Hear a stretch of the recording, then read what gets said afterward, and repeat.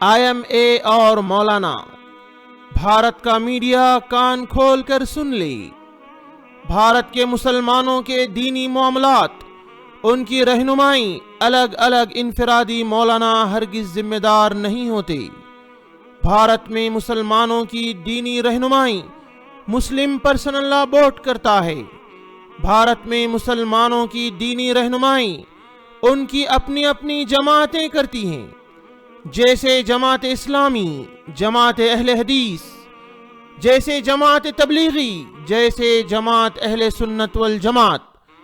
بھارت کا میڈیا سن لے، اگر مسلمان مولانا کی بات سنتے تو بھارت کی معیشت یعنی اس کی اکنامک میں سے کم از کم 18% دولت بینکوں میں نہیں ہوتی، جس کا بہت برا اثر پڑتا۔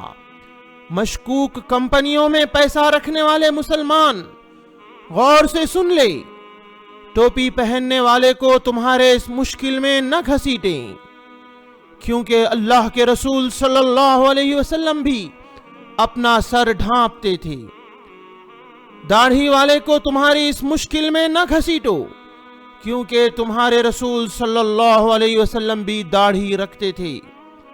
آپ کا پارٹنر منصور اور آپ خود کا یہی مقدر تھا، اور آپ اس کو حل کریں اور اپنی زبانوں کو گندی نہ کریں دینداروں کو اس میں گھسیٹ کر۔ بنگلور اور مرکز اور ہر اسٹیٹ کے علماء اور جماعتوں سے گزارش ہے، اپنے لیٹر پیڈ پر اس قسم کے مشکوک تجارت سے برات کا اظہار کریں اور سوشل میڈیا پر اس کو پیش کریں، اور ذرا بینکوں میں رکھے پیسوں کے بارے میں بھی وضاحت کریں، تاکہ ان میڈیا والوں کو پتا چلے کہ علماء جب بولتے ہیں تو کیا بولتے ہیں۔ مشکوک فائدہ کھا کر دینداروں، ٹوپی والوں، داڑھی والوں کو برا بولنے والوں، اگر تم کو یہ لوگ پسند نہیں ہیں تو تمہارے لیے دین اسلام کے علاوہ دوسرے مذاہب کے راستے کھلے ہیں۔ مشکوک فائدہ کھا لیے، اب اپنے مال کو حاصل کرنے پر توجہ کرو، اور دین اور اس کے شاعر اپنانے والوں کے نام اپنی زبان پر لا کر ان کو گندگی نہ کرو، اور اللہ سے ڈرو۔